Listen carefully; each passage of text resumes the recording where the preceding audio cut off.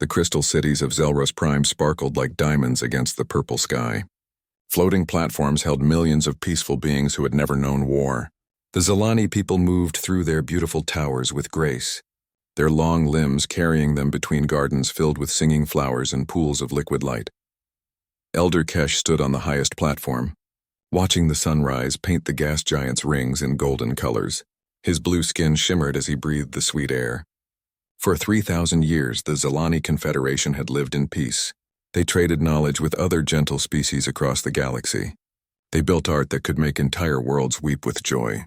They had created a perfect society, but today everything would change. The first alarm came from the outer colonies. Station Commander Yeli's voice crackled through the communication crystal, filled with terror that the Zilani had never heard before. They came from nowhere, Yeli whispered. Black ships like moving storms, they ate our ships, Elder Kesh. The metal just melted into their hulls. Our people. Oh, by the light, what they did to our people. The transmission cut to static.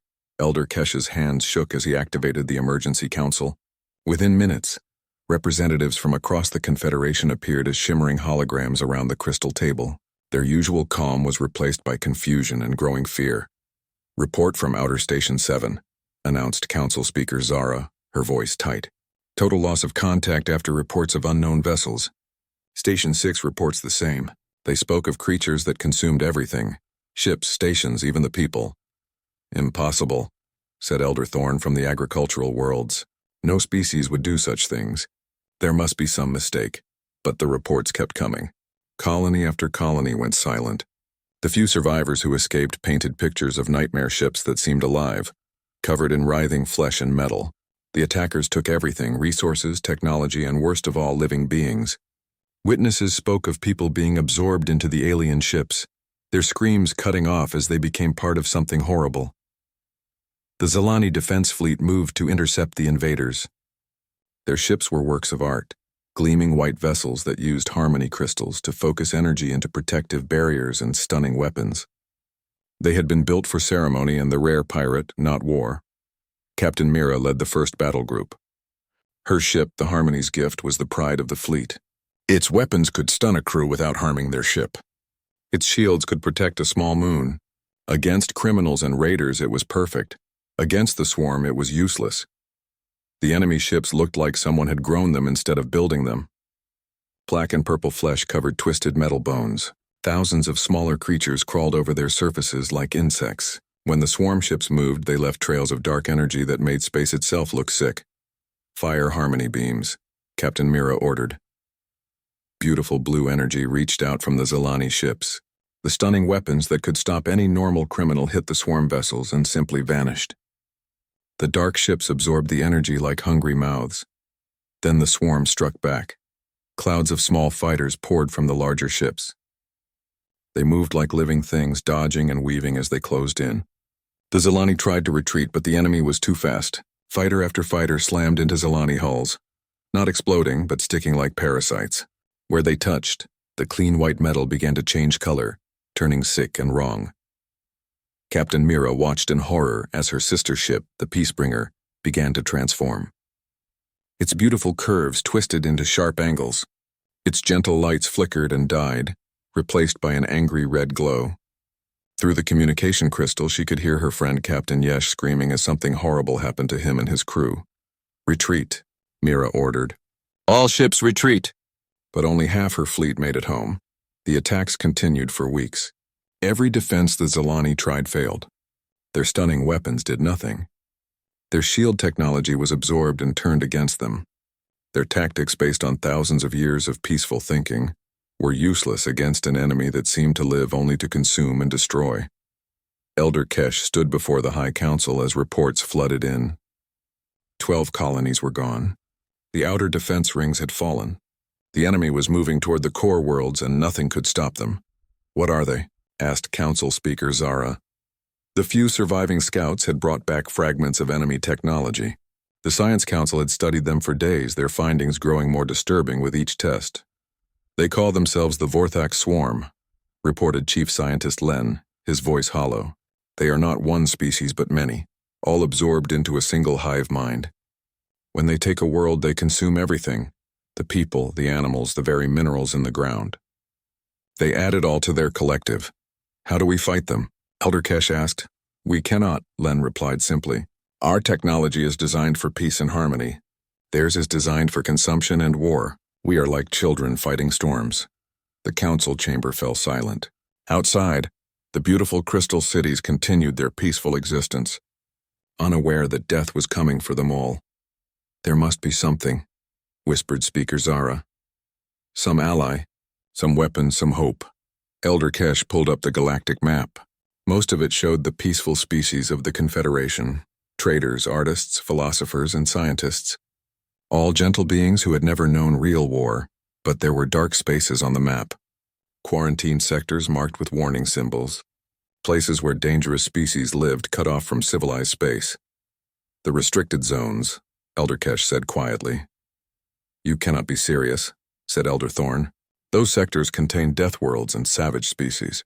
The stories say they fight each other constantly. They are probably just myths anyway. Myths or not, Elder Kesh replied. We have exhausted all civilized options. The debate raged for hours. Many council members refused to consider contact with the quarantined sectors. They argued that any species violent enough to be restricted would be as dangerous as the swarm itself. But as another colony fell to the Vorthak, the vote was called. By a single vote, the council authorized the most desperate action in Zilani history. They would broadcast a distress signal into the dark sectors, hoping that someone, anyone, might answer their call for help. The message was simple: coordinates, tactical data about the swarm, and a plea for aid from any species capable of fighting such monsters. If there are any who can hear this signal, Elder Kesh spoke into the transmission crystal, the Zilani Confederation faces extinction. We have tried all peaceful solutions. We have no weapons that can stop our enemies. If you can fight where we cannot, please, help us. The signal went out across the galaxy, reaching into spaces marked with warnings and danger signs. Most council members expected no response. After all, what civilized species would choose to live in quarantined death worlds? They had no idea what they had just awakened. Deep in one particular restricted sector, on a small blue world orbiting a yellow star, ancient monitoring stations detected the alien signal. On this world, beings who called themselves humans had spent their entire history learning to fight against their planet's attempts to kill them, and they were very, very good at fighting back. Dr. Sarah Chen rubbed her tired eyes and stared at the computer screen again. The signal had been coming through the deep space arrays for 3 days now, hidden in what most people thought was just cosmic noise. But Sarah was not most people.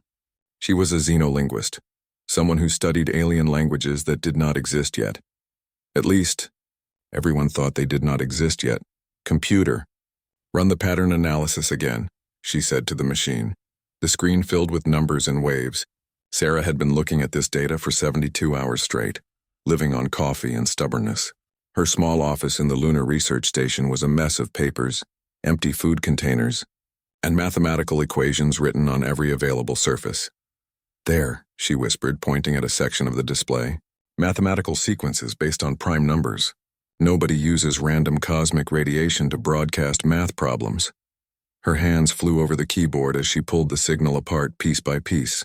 Hidden inside what looked like space static was something incredible. A message from another world. Not just any message, but a desperate cry for help. Sarah's heart raced as the translation program worked through the mathematical language. Coordinates appeared first, star systems marked with precision that could only come from advanced technology. Then tactical data about something called the Vorthak swarm, ships that consumed other ships, species that ate entire worlds, and finally the message itself. Oh my God, Sarah breathed as the words appeared on her screen. They're asking for help. Someone out there is dying and they're asking anyone who can fight to please save them. Sarah grabbed her phone and called the one person who might believe her, her brother Marcus, who worked for the Terran Defense Force. Marcus, I need you to come to Luna Station right now and bring Admiral Rodriguez if you can. Sarah, it's 3 a.m. and I haven't slept in. We're not alone, Sarah interrupted, and someone needs our help.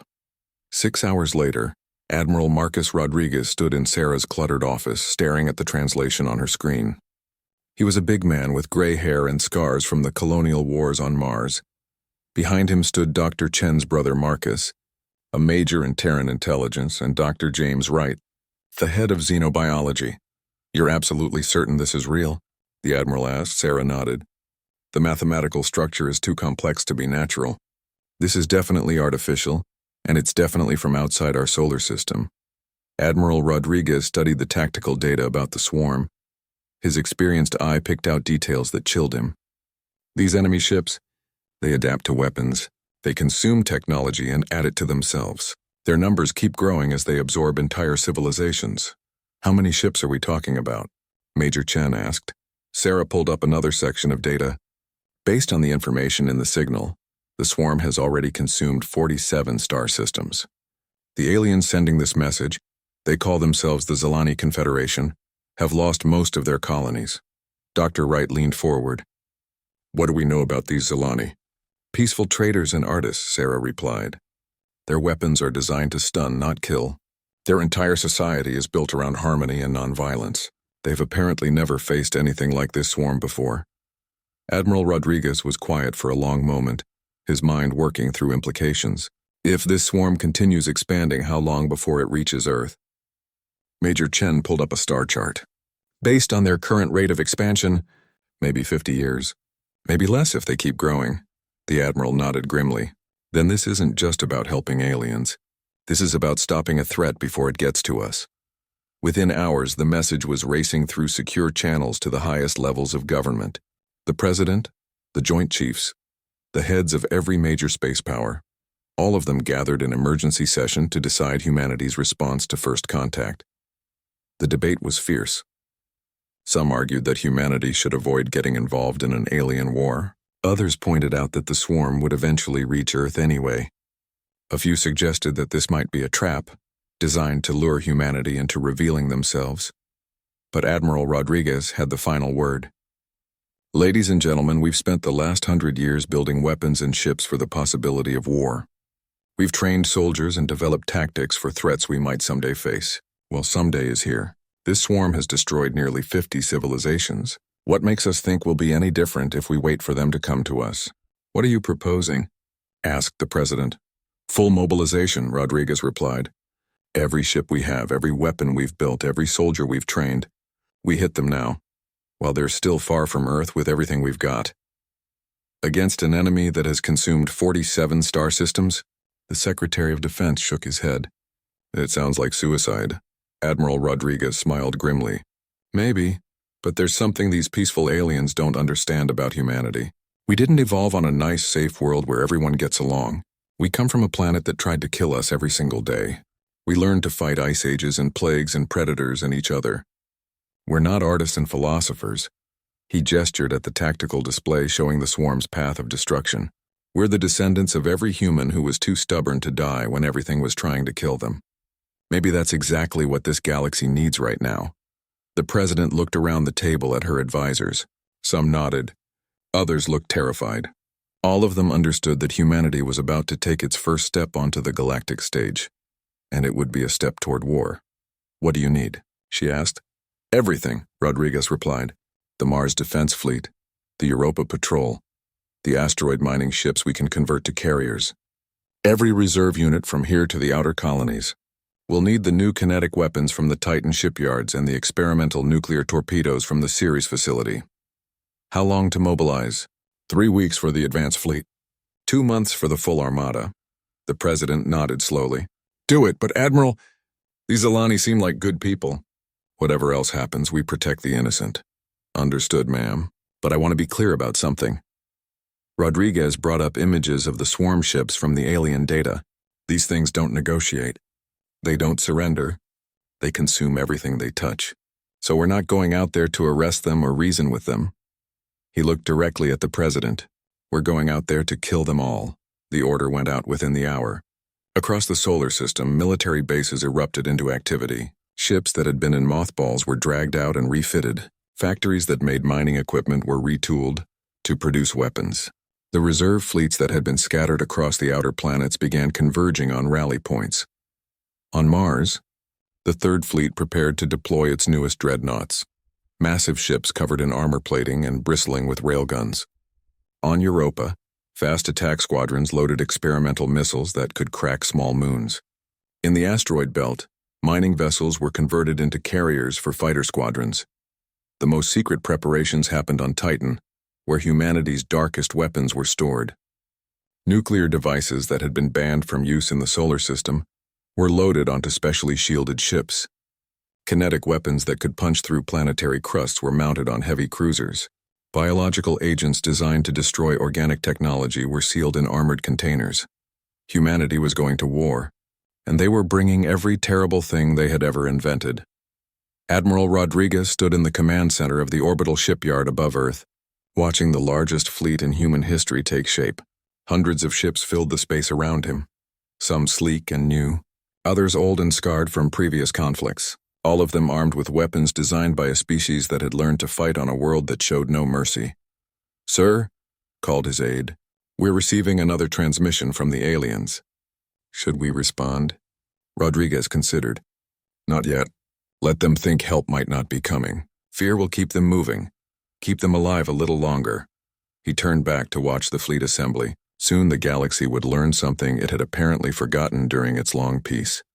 Somewhere out in the dark between stars, monsters were eating civilizations, but there were bigger monsters coming to stop them, and these monsters flew human flags. The shipyards above Earth had never seen anything like this.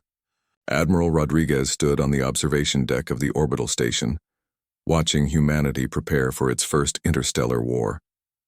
Ships arrived every hour from across the solar system, each one adding to the growing armada that would soon carry death to the stars. "Status report," Rodriguez commanded as his staff gathered around the tactical display. Captain Martinez, his operations officer, highlighted different sections of the fleet. "The Mars Heavy Division has arrived. 12 dreadnoughts, each one carrying enough firepower to level a continent. The Europa fast attack squadrons brought 60 destroyers and 120 fighters, and the Asteroid Belt Mining Consortium has converted 47 of their largest ships into makeshift carriers." "What about the special weapons?" Rodriguez asked quietly. Major Harris from the Weapons Division stepped forward. "The Titan facility has delivered everything on the list, sir. Nuclear penetrators, kinetic kill vehicles, and the experimental bioweapons. We also have the new gravity bombs from the Ceres research station." Rodriguez nodded. Most of these weapons had been theoretical until now. Too dangerous to test near inhabited worlds. Too terrible to use against human opponents. But the swarm was not human, and it showed no mercy to the species it consumed. "Total fleet size?" he asked. 437 combat vessels, Captain Martinez replied. "Plus support ships, supply vessels, and mobile repair platforms. It's the largest fleet humanity has ever assembled." Through the observation windows, Rodriguez could see the massive ships hanging in space like metal mountains. The dreadnoughts were nearly 2 kilometers long, their hulls covered in thick armor and bristling with weapons. The heavy cruisers looked like flying fortresses, designed to take enormous damage and keep fighting. Even the smallest frigates carried enough firepower to destroy cities. But it was not just the ships that made this fleet dangerous. It was the people inside them. "Tell me about the troops," Rodriguez said. Colonel Sarah Park, commander of the Marine Forces, brought up personnel files. "We've drawn from every branch of the military. The Mars Colonial Marines, the Europa Deep Space Division, the Asteroid Belt Rangers, plus volunteers from the outer colonies. People who've spent their whole lives fighting against hostile environments." She gestured to images of soldiers in powered armor. Each Marine is equipped with the latest combat gear. Enhanced strength, built-in weapon systems, and armor that can survive in vacuum or toxic atmospheres. They've been training for boarding actions and close-quarters combat. "How many?" 50,000 Marines across the fleet, plus support personnel, pilots, and specialists. Every one of them understands what we're facing. Rodriguez pulled up the intelligence files on the swarm. "Speaking of what we're facing, what have we learned from the alien data?" Dr. Elizabeth Kane, the fleet's xenobiologist, stepped forward. "The swarm ships are part machine, part living creature. They can repair themselves, adapt to new weapons, and grow stronger by consuming enemy technology. Traditional energy weapons seem to feed them rather than damage them. But they've never faced kinetic weapons," added Dr. Marcus Webb from Weapons Research. "Our railguns fire solid metal at significant fractions of light speed. Our nuclear weapons create massive explosions instead of focused energy beams, and our biological agents are designed specifically to attack organic technology. Rodriguez studied the tactical projections. Will it be enough? Unknown, sir, Dr. Kane replied honestly. But we have one advantage these peaceful aliens didn't have. We understand violence. Humans have been fighting wars for thousands of years. We know how to adapt, how to find weaknesses, and how to keep fighting even when things look hopeless. The Admiral nodded. It was true. Every human in the fleet came from a world that had tested them constantly. Earth was not a kind planet. It had ice ages, plagues, natural disasters, and countless species that saw humans as food. The humans who survived were the ones who learned to fight back against everything that tried to kill them. Sir, called his communications officer, we're receiving another transmission from the aliens. Put it through. The holographic display showed Elder Kesh of the Zilani Confederation. The alien looked exhausted, his blue skin pale with fear. Behind him, Rodriguez could see the crystal cities of their home world. Still beautiful, but now surrounded by defensive barriers. To any who might hear this message, Elder Kesh said, the Vorthax swarm has taken 38 more worlds since our last transmission. Our remaining fleets cannot slow them down. If someone out there can help us, please. We are running out of time. The transmission ended, leaving the command deck in silence. How long until we can reach them? Rodriguez asked. The advanced fleet can jump to hyperspace in 18 hours, Captain Martinez replied. Full fleet deployment in 48 hours. Rodriguez made his decision. We go with what we have. Signal all ships. Prepare for immediate departure. Across the fleet, alarms began to sound. Ships that had been loading supplies quickly secured their cargo. Crews that had been on shore leave rushed back to their stations.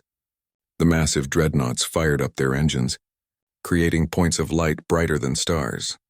In the marine quarters of the battleship Defiance, Sergeant Jake Morrison helped his squad check their equipment one final time. Morrison was a veteran of the Martian border wars, a big man with scars and a reputation for keeping his people alive in impossible situations. Listen up, he told his Marines. We're about to fight something that's never faced humans before. That works both ways. We've never fought anything like this either. But remember what we learned on Mars, on Europa, in the Belt. When something tries to kill you, you kill it first and you kill it harder. Private Lisa Chen, Dr. Sarah Chen's niece, raised her hand. Sergeant, the briefings say these swarm creatures can absorb our technology. What if they adapt to our weapons? Morrison grinned fiercely. Then we'll adapt right back. Humans are good at that. Our ancestors fought saber-toothed tigers with pointed sticks and won. Our grandparents fought in space with nuclear weapons. We'll figure out how to kill these things, whatever it takes. The Marines nodded. They understood. Every human in the fleet was the descendant of survivors, people who had faced impossible odds and found a way to win. On the bridge of the flagship Retribution, Admiral Rodriguez watched the final preparations. The fleet was almost ready to make humanity's first journey to another star system. But they were not going as explorers or diplomats. They were going as soldiers. All ships report ready for hyperspace, announced Captain Martinez. Rodriguez opened a channel to the entire fleet. Hundreds of ships waited for his words, carrying nearly 1 million human beings toward their first war among the stars. People of Earth, he began. Today we take our first step beyond our solar system. We go not in peace but in war. An enemy that has destroyed 47 civilizations is coming our way. We could wait for them to reach us, but that's not who we are. He paused, looking out at the assembled fleet. We are the children of a world that tried to kill us every day. We learned to fight ice and fire, predators and plagues, and each other. We survived because we were tougher and meaner and more stubborn than anything that tried to destroy us. The Admiral's voice grew harder. Now something out there thinks it can eat entire civilizations. It's about to learn that there's one species in this galaxy that fights back. We're going to show this swarm what happens when you threaten humanity's neighborhood. He gestured toward the stars. All ships jump on my command. Let's go teach the galaxy what Deathworlders can do. The fleet entered hyperspace in a blaze of light that could be seen from the surface of Earth. Humanity was on its way to war, carrying weapons designed by a species that had learned violence from a planet that showed no mercy. The swarm had consumed 47 peaceful civilizations. They were about to meet their first civilization that was not peaceful at all. The human fleet dropped out of hyperspace at the edge of the Kepler 442 system. where the last major Zilani colony was making its final stand. Admiral Rodriguez stood on the bridge of the Retribution, watching his tactical display fill with contacts, both friendly and hostile. "My God," whispered Captain Martinez. "Look at the size of that swarm fleet." Through the main view screen, they could see the battle already in progress. The remaining Zilani ships were beautiful even in their death throes, white and silver vessels that moved like dancers, their weapons painting space with blue energy. But they were vastly outnumbered by the swarm ships that surrounded them like a dark tide. The enemy vessels were nightmares made real. Black and purple flesh stretched over twisted metal frames. Smaller creatures crawled across their surfaces like living armor. Where the swarm ships moved, space itself seemed to grow sick, leaving trails of dark energy that hurt to look at. "Zilani fleet is down to 37 ships," reported Lieutenant Kim from sensors. "Swarm fleet shows 215 contacts and growing. Sir, some of those ships are enormous." Rodriguez could see the largest swarm vessel at the center of their formation, a thing the size of a small moon, covered in what looked like feeding tentacles. Smaller ships were being absorbed into its mass even as they watched, making it grow larger and more powerful. "Communications," Rodriguez ordered. "Send a message to the Zilani fleet. Tell them the cavalry has arrived." The response came quickly. Elder Kesh's voice crackled with disbelief and hope. "Human ships? You came? We thought no one would answer our call." "We're here now," Rodriguez replied. "Pull your remaining ships back. We'll handle this." "But there are so many of them," Elder Kesh protested. "They adapt to our weapons. Nothing we do can stop them." Rodriguez smiled grimly. "That's because you've been fighting nice. We don't fight nice." He opened a channel to the entire human fleet. "All ships, this is Admiral Rodriguez. You can see what we're facing. The enemy has numbers, they have size, and they've been winning for a long time, but they've never faced anything like us." The Admiral highlighted targets on the tactical display. "First wave, hit the outer ships with kinetic strikes. Show them what a railgun can do to organic armor. Second wave, nuclear torpedoes on the medium vessels. Third wave, Marines prepare for boarding actions. We're not just going to fight these things, we're going to tear them apart and see how they work." "Sir," called Captain Martinez, "the swarm fleet is turning toward us. They're moving fast." "Good," Rodriguez replied. "Let them come. All ships weapons free. Show them what Deathworlders can do." The first human weapons to fire were the railguns on the heavy cruisers. Solid metal projectiles accelerated to nearly 10% of light speed reached out across space, like invisible hammers. The swarm had adapted to energy weapons by absorbing them, but they had no defense against chunks of dense metal moving at relativistic speeds. The first kinetic rounds punched through swarm hulls like they were made of paper. Black blood and strange fluid sprayed into vacuum as the alien ships shuddered under impacts they had never experienced before. The organic armor that had shrugged off energy beams was shredded by simple physics. "Target destroyed," reported the gunnery officer of the cruiser Hammer. "Whatever that thing was made of, it doesn't like kinetic energy." But the swarm adapted quickly. The ships that survived the first barrage began to grow thicker armor, adding metal plates scavenged from consumed vessels. Within minutes, they had reinforced their hulls enough to survive light kinetic strikes. "They're learning," observed Dr. Kane over the fleet channel. "Adapting to our weapons just like they did with the Zilani." Rodriguez nodded. "Then we escalate. Second wave, nuclear torpedo spread. Let's see them adapt to this." The human destroyers launched their most devastating weapons. Nuclear torpedoes streaked across space, each one carrying enough explosive power to destroy a city. But these were not the crude weapons of Earth's past. They were enhanced with gravity manipulation technology that focused the blast into concentrated cones of destruction. The first nuclear torpedo struck a medium-sized swarm ship and detonated. The explosion tore through the alien vessel like a knife through flesh, the focused blast cutting it completely in half. Secondary explosions rippled through its organic systems as whatever passed for blood in the creature caught fire. More torpedoes found their targets. Swarm ships that had seemed unstoppable were reduced to burning wreckage in seconds. But even as they died, other swarm vessels moved to consume the debris, growing stronger by absorbing the remains of their fallen. "They're using their own dead to adapt," reported Dr. Webb from the science station. "Each ship we destroy makes the survivors stronger. The largest swarm vessel, The moon-sized monstrosity at the center of their fleet suddenly pulsed with dark energy. Waves of force rippled out from it, and the human sensors went wild with readings. "What was that?" demanded Rodriguez. "Some kind of command pulse," Lieutenant Kim replied. "The swarm ships are coordinating, moving in perfect formation." The alien fleet reorganized itself with frightening efficiency. The smaller ships formed protective screens around the larger ones. The medium vessels began linking together with organic cables, sharing their adapted defenses. And the giant ship at the center started launching clouds of fighter-sized creatures that moved like living missiles. "Incoming fighters," called Captain Martinez. "Thousands of them." "Launch our own fighters," Rodriguez ordered, "and prepare the Marines for boarding actions. If we can't destroy these ships from outside, we'll tear them apart from the inside." The space between the fleets filled with deadly light as human and swarm fighters clashed. The human pilots had trained for years in Earth's asteroid fields, learning to fly in three-dimensional combat zones where a single mistake meant death. They used every trick they knew: spiral attacks, coordinated strikes, and weapons that the swarm had never encountered. But the swarm fighters were relentless. They absorbed damage that would have destroyed human craft and kept fighting. When they struck human ships, they didn't explode.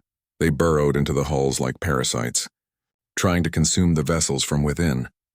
On the assault transport Fury, Sergeant Morrison and his Marines prepared for something no human had ever done before: boarding an alien vessel in combat.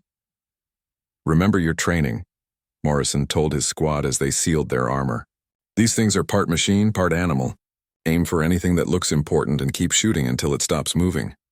Private Chen checked her weapon one final time. "Sergeant, what if we can't hurt them?"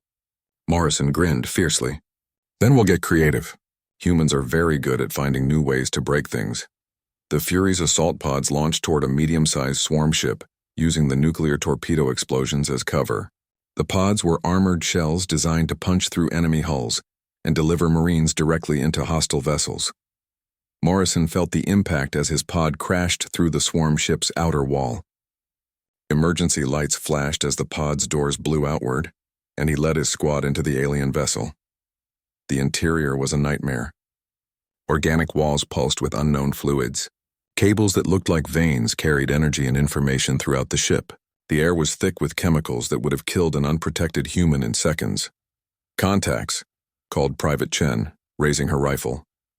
The swarm crew was like nothing in human experience. They moved on too many legs, had too many eyes, and their weapons seemed to grow from their own bodies. But Morrison had fought aliens before. The hostile environment of Mars had creatures almost as strange. Open fire. The Marines' weapons were designed for close combat in hostile environments. Explosive rounds designed to work in vacuum, plasma weapons that could cut through any known material, and enhanced strength that let them tear through obstacles with their bare hands. The swarm creatures had adapted to energy weapons and kinetic strikes from ships. They had no adaptation for humans with rifles in close quarters. Morrison's squad carved through the ship's defenders like a knife through butter. Every room they entered became a slaughter as the Marines used tactics the swarm had never encountered: coordinated fire, tactical explosives, and the simple human tendency to keep fighting no matter how bad things got. "This is Alpha Squad," Morrison reported over the comm. "We've reached what looks like the ship's brain. It's alive." The central chamber contained something that was part computer, part living creature. Tubes and wires connected it to every system in the ship. It pulsed with alien thought, coordinating the vessel's functions with the cold efficiency of a machine. "Burn it," Morrison ordered. The Marines opened fire with incendiary weapons. The alien brain computer screamed in frequencies that hurt human ears as it died. Around them, the ship began to convulse as its coordination systems failed. Similar boarding actions were happening across the fleet. Human Marines were tearing through swarm ships from the inside, destroying the living computers that coordinated their defenses. It was brutal, bloody work, but humans had learned brutality on a world that demanded it for survival. The tide of battle began to turn. Swarm ships that had seemed unstoppable started to break apart as their control systems were destroyed. The perfect coordination that had made them so effective dissolved into chaos. But the largest ship, the moon-sized, the final battle began with the largest weapons humanity had ever built. The dreadnought Terra's hammer fired its main gun. a railgun the size of a city block that launched projectiles with the force of small asteroids. The metal slug hit the massive swarm ship and punched a hole clean through its outer layers. But the creature simply began to seal the wound with new growth. Direct hit, minimal damage, reported the Terra's Hammer's gunnery officer. The target is regenerating faster than we can damage it. Admiral Rodriguez watched as more human ships opened fire on the moon-sized monster. Nuclear torpedoes detonated against its surface in brilliant flashes, but each explosion was quickly absorbed by new organic material. Kinetic rounds that could shatter asteroids barely scratched its adaptive armor. "Sir," called Dr. Kane from the science station, "that thing isn't just a ship. It's the swarm's primary intelligence. Every smaller ship we've destroyed has been feeding information back to it. It's learning our tactics in real time." As if to prove her point, the massive creature began to sprout new weapon systems along its surface. Energy weapons that mimicked human designs opened fire, forcing the human fleet to scatter. But these were not copies. They were improvements. Enhanced versions that the swarm had created by studying captured human technology. "It's adapting our own weapons against us," observed Captain Martinez grimly. Rodriguez made a hard decision. "All ships fall back to minimum safe distance. Prepare for Emergency Protocol 7. "Sir," Captain Martinez lowered his voice, "Protocol 7 hasn't been tested at this scale. The radiation alone could what? Kill us all?" Rodriguez gestured at the massive swarm ship, which was now launching thousands of smaller vessels from openings across its surface. "That thing is going to do that anyway. At least this way we take it with us." Emergency Protocol 7 was humanity's ultimate weapon, a coordinated nuclear strike using every atomic weapon in the fleet simultaneously. It had been designed as a last resort against planetary-scale threats, with the understanding that any ship close enough to deploy it probably would not survive. Across the human fleet, ships began arming their most destructive weapons: nuclear mines that could crack moons, antimatter torpedoes that existed only in theory until now, and gravity bombs that could collapse space itself. Every vessel prepared to empty its arsenal in one massive strike. But before the order could be given, something unexpected happened. "Sir," called Lieutenant Kim from sensors, "the Zilani ships are moving. They're forming up with us." On the view screen, the surviving Zilani vessels emerged from behind their defensive positions. Their beautiful ships, damaged but still graceful, took positions alongside the human fleet. Elder Kesh's voice came over the communication channel. "Admiral Rodriguez," the alien leader said, "we have seen what courage looks like. If you are willing to sacrifice everything to stop this evil, then we will stand with you." "Elder Kesh, your ships can't survive what we're about to do," Rodriguez warned. "Then we will die as free beings rather than live as consumed ones," Kesh replied simply. "Our weapons may not damage the swarm, but we can provide one service. We can get you close enough for your weapons to be effective." Rodriguez understood immediately. The Zilani ships had one advantage: their shield technology could protect against energy weapons. If they could get the human ships close enough to the massive swarm vessel, the human weapons might be able to penetrate its defenses before it could adapt. "All ships," Rodriguez commanded, "coordinate with Zilani fleet. We're going in together." The combined fleet moved toward the massive swarm ship in a desperate final assault. Zilani vessels used their energy shields to protect human ships from the creature's defensive fire. Human ships used their kinetic weapons to punch through the swarm's adaptive armor. It was a partnership born of desperation, the peaceful species providing protection while the violent species provided destruction. Sergeant Morrison and his Marines were still aboard their captured swarm vessel when the final assault began. Through the organic walls around them, they could feel the massive ship shuddering under the combined attack. "Surge. The ship's breaking apart," reported Private Chen. "Whatever that big thing is, it's losing control of the smaller ships."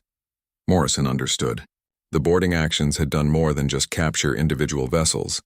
They had disrupted the swarm's communication network. The massive creature could no longer coordinate its fleet effectively. "All Marine units," he broadcast on the tactical channel, "set charges and prepare for extraction. We're turning these ships into bombs."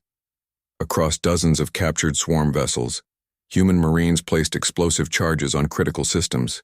When they detonated, the ships would tear themselves apart from the inside and take nearby swarm vessels with them. But Morrison's squad had found something else. Deep in the ship's core, they had discovered what looked like a communication array, one that was still connected to the massive mothership. "Private Chen," Morrison said, "you're the smartest person here. Can you figure out how to use this thing?" Chen studied the alien technology, her enhanced suit systems analyzing the organic components. "I think so, Sergeant. It's like a biological computer network. If I can tap into it." She connected her suit's computer to the alien system. For a moment, nothing happened. Then suddenly, information flooded her display.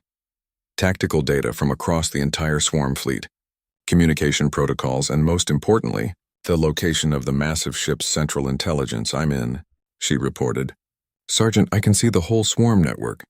That big ship, its brain is located in the central core about 2 kilometers down from the surface." Morrison smiled grimly. "Can you send that information to the Admiral?"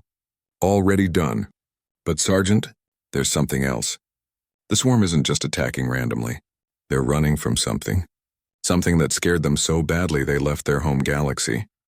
Before Morrison could ask what could frighten creatures like this, alarms began blaring throughout the captured ship. The swarm had detected the human intrusion into their network and were trying to purge the contamination. "Time to go," Morrison ordered. "Set the charges and let's get out of here." Meanwhile, Admiral Rodriguez received the intelligence from Morrison's team just as his fleet reached weapons range of the massive swarm ship. The location of the creature's brain gave him the target he needed. "All ships, focus fire on coordinates 347 Mark 12. Kinetic weapons only. Punch through to the core." The combined human and Zelani fleet unleashed everything they had. Railgun rounds traveling at significant fractions of light speed hammered the same spot on the massive creature's surface. Nuclear torpedoes followed, their focused explosions carving deeper into the alien flesh. The swarm ship fought back desperately. Defensive weapons sprouted from its surface like thorns, firing adapted versions of human weapons. Energy barriers tried to deflect the kinetic strikes. New armor layers grew to seal the wounds. But humanity had learned warfare on a planet that never stopped trying to kill them. They knew how to keep fighting when everything looked hopeless. They knew how to find weak spots and exploit them. And they knew how to keep shooting until their target stopped moving. The massive creature's defenses began to fail. Kinetic rounds punched deeper with each salvo. Nuclear explosions carved away huge chunks of alien flesh. And finally, a railgun round from the dreadnought Mars's Fury punched all the way through to the creature's central core. The effect was immediate and catastrophic. The massive ship convulsed as its central intelligence died. Across space, smaller swarm vessels stopped their coordinated movements and began drifting aimlessly. The hive mind that had connected them all had been destroyed. Admiral Rodriguez opened a channel to the entire fleet. "All ships continue firing until that thing is nothing but debris. We've cut off the head, now we finish the body." The destruction took hours. The massive swarm ship was so large that even after its brain died, automated systems kept trying to repair it. But without central coordination, the repairs were chaotic and ineffective. Human ships methodically carved the creature apart, section by section, until nothing remained but scattered wreckage. When it was over, Admiral Rodriguez stood on his bridge and looked out at the aftermath. The combined human and Zelani fleet floated among the debris of what had once been the most terrifying force in the galaxy. The cost had been heavy. Nearly a third of the human fleet was damaged or destroyed, and many brave Marines had died in the boarding actions, but they had won. Elder Kesh's image appeared on the communication screen. The alien leader looked exhausted but hopeful for the first time since the crisis began. "Admiral Rodriguez," Kesh said, "how can we ever thank you? You saved not just our species, but every peaceful civilization in this part of the galaxy." Rodriguez shook his head. "We didn't do this just for you, Elder Kesh. That swarm would have reached Earth eventually. We were defending our own future." "Still," Kesh insisted, "you came when we called for help. You fought when we could not. The Zelani Confederation would be honored to welcome humanity as our allies." The Admiral considered the offer. "We appreciate that, Elder Kesh. Thank you for watching and comment for next part."